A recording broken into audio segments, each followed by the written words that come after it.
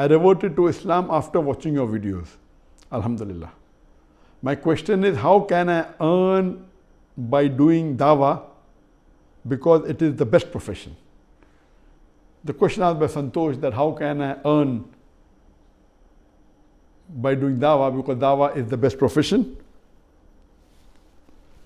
And I started my talk by quoting a verse of the Quran from Surah Fussilat, chapter number 41, verse number 33, where Allah says, وَمَنْ أَحْسَنُ قَوْلًا مِمَّنْ دَعَا إِلَى اللَّهِ وَعَمِلَ صَالِحًا قَالَ إِنَّنِي مِنَ الْمُسْلِمِينَ. Who is better in speech than one who invites people to the way of thy Lord, works righteousness and says that I am a Muslim? According to the Quran, according to Allah, the profession of dawah is the best profession. And that is the reason I left from a doctor of a body to become a doctor of a soul. The basic question is that how can I earn my living by making dawah as a profession?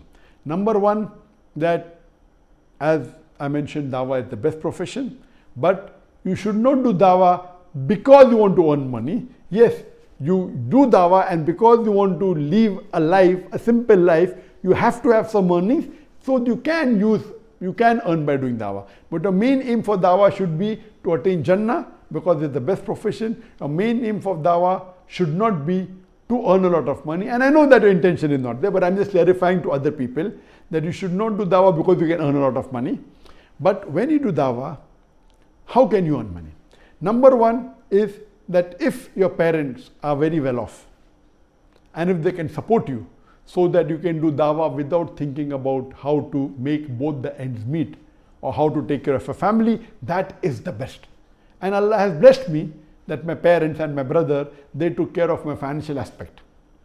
And they told me I don't have to worry at all. We will take care of your family. And not only that, my parents went to the extent of taking care even of my dawah activities. For the first few years of my dawah activities, it was 95% financed by my parents. So I didn't have to waste time also collecting funds. When the activities grew, mashallah, support of the family increased, but outside support from other people also increased more.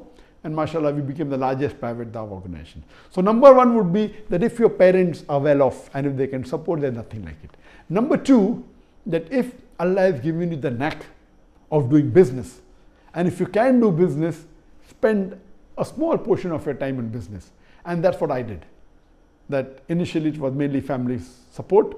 Within a few years, I started doing a small business. I took a small loan of 15 lakh rupees from my mother, and within a few months I gave it back, and that money expanded, mashallah. And I started giving my parents a share of my earnings, alhamdulillah. And later on, I got involved in various other businesses. I have to spend on an average a few hours a week, or maybe 1 or 2 days in a month during the holidays, and got involved in business of real estate, business of mobile, and various businesses, you know. And alhamdulillah, Allah blessed me so much that mashallah, I started earning more money than my parents and than my brother. Alhamdulillah. And I used to always give major portion of my earnings in charity. I made Allah my partner in my business. Initially it was 25% when I started, then became 51%, and it kept on increasing. The major portion of my earnings, it's for this Allah. So when Allah is your partner and you make Him the partner, so alhamdulillah, where is the question of going in loss? Allah blessed so much that we started, from my earnings, I started helping other da'is. What I want, that the Muslim Ummah, among the rich people, they should have a separate fund for supporting the da'is. And that's what we had. We had a large fund previously, and even now we have a fund supporting du'ats in different parts of the world. And mashallah, we supported du'ats from different countries of the world. Depending upon the requirement, we used to take care of the family. If you wanted X amount, we used to give 1.2x or 1.25x to him, so that he doesn't have to take care at all of his financial aspects. Take care of it so that he can concentrate on dawah. So if there is a fund made by the Muslim NGOs or the Muslim rich businessman, which selectively, and this is very good, why? Because you are getting easy sawab.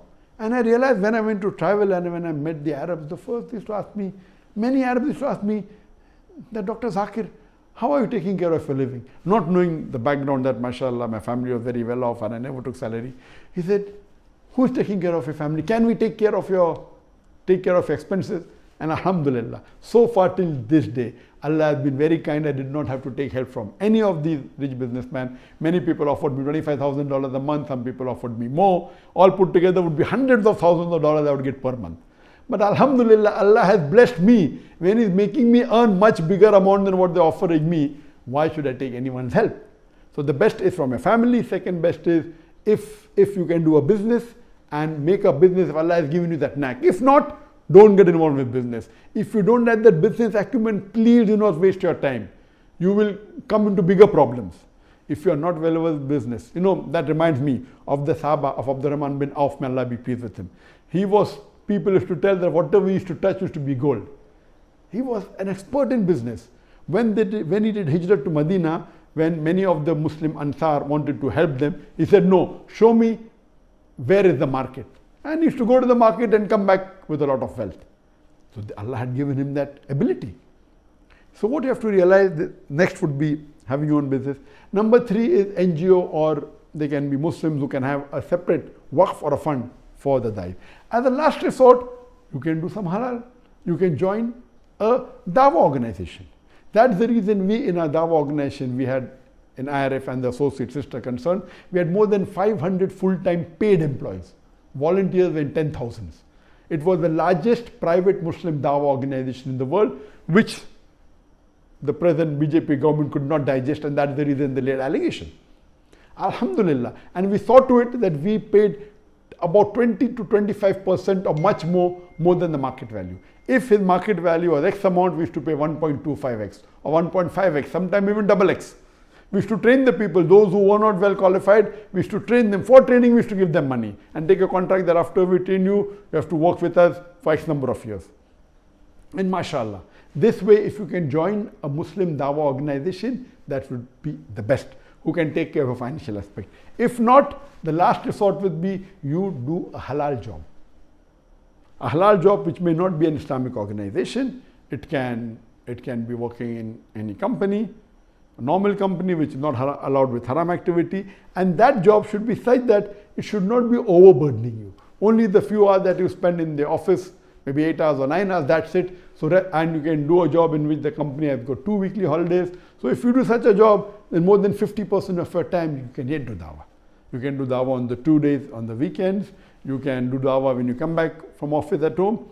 This is the option. And you should pray to Allah subhanahu wa ta'ala. A da'i normally should see to it that he makes his requirements very less. If you make your requirement less, no one can force you to tell something which you don't want. If your requirement, you want minimum $10,000 a month or $5,000 a month to survive, it's not required. Alhamdulillah, Allah had given me way as to earn millions of dollars a year. But I saw to it that my family requirement was bare minimum. In Bombay, the immediate requirement, family has to give my wife only 40,000 rupees a month to take care. It was sufficient. Here in Malaysia, I'm spending 2,000 ringgit a month on me and my wife only. That's equal to less than $500. Though Allah has given, mashallah, a lot. So that make your requirements less so that you do not get involved in trying to waste time in making money. If Allah gives you, give majority in charity. Allah will give you more barakah, and so da'i's life should be simple. With the amount I was earning, I could own a Rolls Royce, alhamdulillah. But I preferred having a small Toyota because that is sufficient. It is enough. My part money used to go in dawah activities because when I travel, I pay for my own money. I stay outside in the hotel. That was another expense for dawah expenses. But for the personal expense, see to it that you make it bare minimal. So your life is simple. Many people, when they came to my house in Bombay, they were shocked. You're living in such a small apartment. I said, I'm in such a big apartment. It is 800 square feet, big apartment in Bombay. 800 square feet is a big apartment. The carpet area, built up area is 1,200. Here also people come to Malaysia, some people are shocked. You're living in such a small apartment. I said, I'm living in such a big apartment. Here also, mashallah, it is somewhere close to 1,000 square feet, alhamdulillah. So if you make your requirement less and your earning is separate, requirement less, then no one can blackmail you. So even if you do a simple job, it will be sufficient and you can do dawah better. If Allah gives you more wealth, see to it you give in charity, so that there's barakah. And this is a key point. And this, the first person who inspired me about this, it was when I went to Pakistan and when I met Dr. Israr Ahmed.